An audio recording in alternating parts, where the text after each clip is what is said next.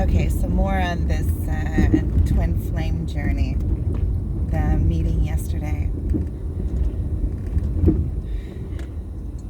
First of all, it was spectacular.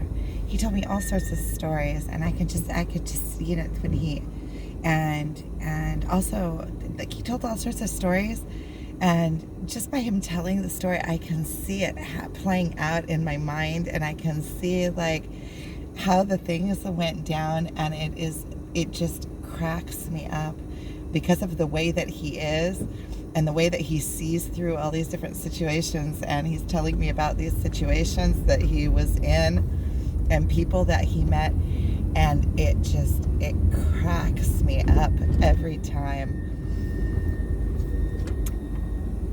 And also, like, energy wise,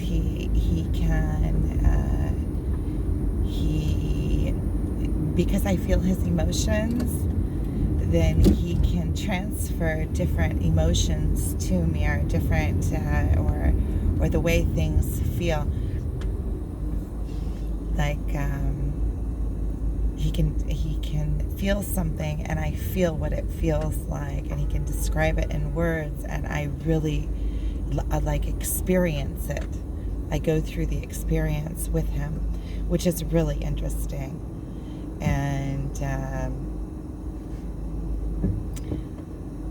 And he was telling me all sorts of stories. And the thing is that with him, there's all these different timelines going on all at once. There's all these different, he speaks to me on many, many different levels. And it's like speaking to me in different dimensions. And in each dimension, there's like a different story going on. And sometimes he can say like one thing, and it can apply, and I can't think of an example right now, but there was something that he said yesterday that resonated with me in all of these different stories. Like, energetically, it resonated with this way, and it means different things in each different story, right? So that all of the things that he says have like all these double, triple, quadruple meanings to them, and it's just simple words.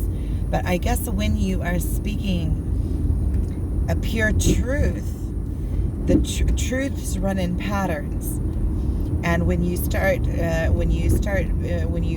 cleanse yourself of your own whatever's getting in the way from seeing things as they are, all of the meanings that you attach to things, then the base truth, you see it as patterns, and then those patterns can apply to many different stories. Not only apply to different stories in different dimensions, which it does, but apply to different stories in this one dimension. For instance, he could say something that applies to his and my relationship, but it also applies to my relationship with my son, my relationship with my ex-husband. When there's a truth said about a relationship, then it resonates in many different, it can touch many, many different relationships in your life. Like when you fix, one false belief, it's amazing how it just, like one of those fans that you open, how it just applies to everything in your life. You don't realize how much each belief that you find in you applies to so many different aspects of your life. And when you release yourself from these false beliefs, then you are, first of all, you're free. You're free to, you're free. You set yourself free. So things don't have to hit you so emotional, rather just, they touch you for what they are, and also you are able to play with the world more freely because you're just looking at cause and effect rather than what does it mean to me and what is the emotion that I have attached to whatever is happening right now. So if something's happening, you realize, well, wait a minute, I can choose how I receive that. I can choose. It's just like saying I can choose to be hurt by something, or I can choose to realize that nothing is relevant to me unless I give it relevance. So anything that anybody else thinks about me is relevant to what they think, not relevant to what I am and what my life is. Well, we sure did get far away. But that meeting yesterday, it was so much fun. It's like we go into this like timeless bubble, and hours go by, and we're just laughing and laughing and laughing, and then afterwards, like, I get it in glimpses, and there's so many lessons in there for me. There's so many lessons, because you're seeing, like, we reflect each other back to each other, and we can visit with each other on many different timelines and many different dimensions, because we meet in these different places, and we meet so, like, perfectly. So when you remove all of the 3D world and you meet up in the higher levels, it's all just pure, and we completely get each other. Like, I get him. And in the beginning, and I can feel his emotions. He's like, well, I can feel your emotions. I can feel, in the beginning when I sat down, I don't know what I said. I don't remember, but it was that I brought in like this energy of and he said something to me. He said, come on, don't you know better than that? I think it was like the sappy energy, but sappy. Not funny, sappy. And he said, really? You're gonna bring that energy in here? And he felt it as soon as I brought it in, and he remarked on it, and then I was able to like let it go. I was able to laugh at it a little bit, and he said, you see how quickly I feel your emotion and how it shifted. But he feels everybody's emotions, not only mine. But I guess I do too, but I'm way more in tune to him. I can feel his emotions just like they're mine. Sometimes it's difficult to differentiate between mine and his. But that's also cool, because we can allow him in. He can see exactly where I'm at. I don't have to say anything. He knows where I'm at all the time emotionally, just like I can feel him.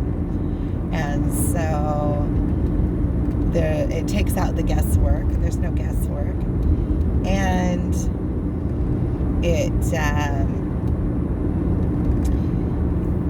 I have to be pure next to him, because he sees it anyway. So and also, if I have that kind of effect on him, and he has that kind of effect on me, and I love him, then I want to keep my own emotions pure, so that it'll be nice for him, to be around me. I don't want to be a burden, is the word, coming on to me, like an emotional burden.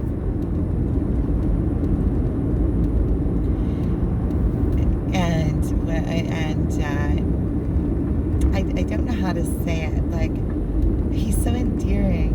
He's so endearing. He does like little special things for me. Little things that, like, they're little, but they mean everything.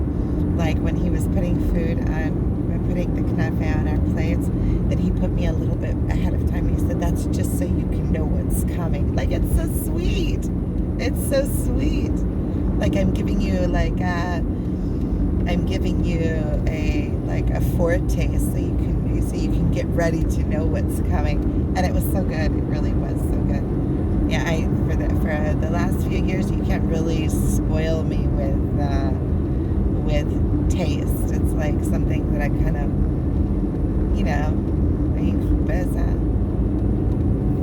but that was something like extraordinary and like spectacular. That was a real treat. That whole date yesterday was a real treat. I feel like on this journey, Like it goes in patches. Like there's the running patch where you're doing the work and you're running and you're running and you're running. And then there's like, okay, you get to a point and then it's just like, okay, wait a minute, a breather. And then we have like this awesome where we just go into let's just enjoy ourselves mode. And it's really funny how quickly you take your focus off of them and you put it on yourself and you start getting into your own life and they come back in. It's like you take that needy energy off of them and you start putting like a, I want to say like a building energy, but it's not building. It's like when you're standing strong, it's like you put like you get fire under your own butt in your own life, but inspiring, and you get inspired and you start moving things, and then that energy, the clingy energy cleanses out. It's like gone. And I guess that because we are the same and because we feel each other's emotions, then they maybe even not completely conscious of it, they come back in because we are in our power, in our own strength. Because you can see just yesterday morning, I was much better. I did that video and I was talking about coming back and putting your focus on yourself and coming back into my own self, and talking about opening myself up completely.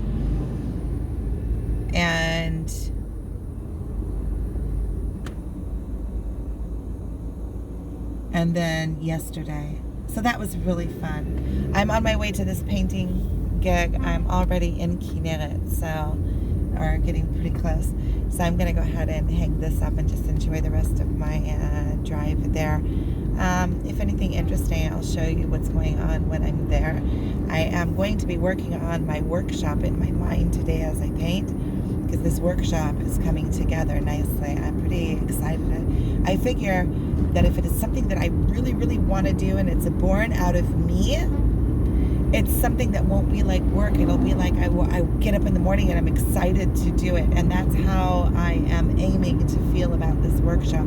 It has to be spot on with my being. I know this because I feel like I can't do anything anymore that doesn't resonate with my core, And so if I want to be able to do this, and I want it to be able to feel right, and I want to get up in the morning and be excited about it and feel like, wow, this is something that I really want to do. Not about the money, not about, there is money involved and I need to be able to make a living from it. But I feel like when I find my natural niche, the place that I actually need to be, where I give the perfect new hands. It was on Friday when I met my twin at the hot springs. We met this lady there that was very interesting, and she helps super sensitive people deal with the world, and she does when couple therapy. And the thing where she said that she helps people that are super sensitive deal with the world, and I said that is so exact and precise. She got to what her precise being wants to do, and I thought that was spectacular. And that is where I'm aiming to go with myself, to a place that is like tweezer. It's like a tweezer. It's like exactly where I am, what I am, and how I am, and serves me. And then serves me. Oh yeah, serve me.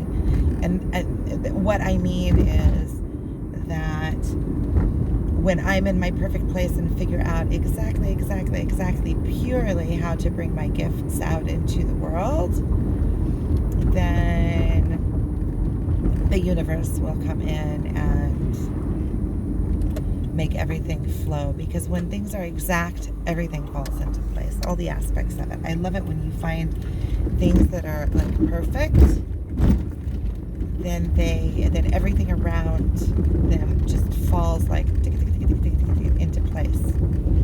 That's how it works. I've seen it happen many times in my life. Okay, well, I'm already pulling up here to the Rob Roy. I'll turn it around and show you.